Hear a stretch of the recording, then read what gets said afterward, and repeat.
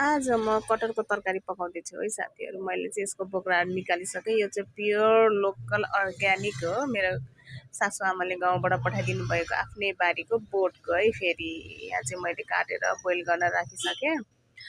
पानी हल्का उम्लिँदैछ। यहाँ चाहिँ मस्त बोइल भइरहेछ साथीहरू। मजाले बोइल गरेर मैले चाहिँ निकालिसकेँ। यसलाई चाहिँ पानीबाट मजाले धोएर होइन।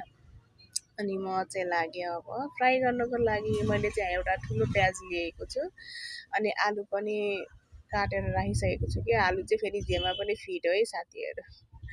आलु त्यस्तो चिज हो। अनि यहाँ चाहिँ मैले टमाटर एउटा ठुलो लिएको छु अनि यहाँ चाहिँ मैले फ्राई गर्नको लागि कराई बसालेर तेल हाल्दैछु। अलि धेरै तेल हाल्नुपर्छ यसलाई चाहिँ फ्राई गर्नलाई।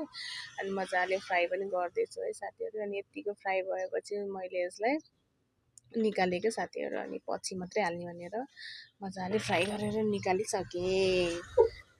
अनि मैले चाहिँ अब ढिला नि भइरहेको थियो बिहानमा, हतार नै हुन्छ। अनि मैले चाहिँ आलु प्याज एकैचोटि भुलिरहेको छु कि साथीहरू। अनि यो चाहिँ मेरो हल्का चटक है फेरि। अनि यहाँ चाहिँ लसुन अदुवा धनियाँ जिरा खुर्सानी हल्का मरिच र ल्वाङ राखिदिएको छु। अनि फेरि सिलौटामै पिसेको मनपर्छ है साथीहरू मलाई चाहिँ। अनि म चाहिँ नुहाउनतिर गएँ अनि हस्बेन्डले चाहिँ यति बनाइदिनु भएछ। अनि हामी चाहिँ बाँकी भिडियो चाहिँ मैले देखाउन पाइनँ किनभने ढिला भइसकेको थियो। अनि के साथीहरू हेर्नु न, घरमुनि यस्तो बाटो बनाएर कि हाम्रो स्कुटरहरू पनि अरूको घरमा राख्नु परेको छ कि यो चाहिँ साह्रै अलिकति अप्ठ्यारो लाग्दो रहेछ है। के गर्नु साथीहरू, अप्ठ्यारो लागेर पनि होइन। अब बाटै भत्किएपछि त आफ्नो घरमा नआएपछि त राख्न नि पर्यो।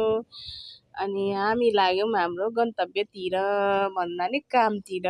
अनि हामीले चाहिँ बाबुलाई स्कुल पुर्याउनलाई हिँड्यौँ। अनि त्यसपछि मैले चाहिँ चप्पलै लगाएर आइरहेको छु कि साथीहरू, खुट्टामा प्रब्लम आएर। अनि पसल पनि आइसक्यो, मैले सफा गरेर अनि हामी चाहिँ खाना खायौँ है। अघि पकाएको कटहर खाँदैछौँ हामी चाहिँ बुढाबुढी मिलेर। अनि मिठो छ अरे भन्दै हुनुहुन्छ बुढाले।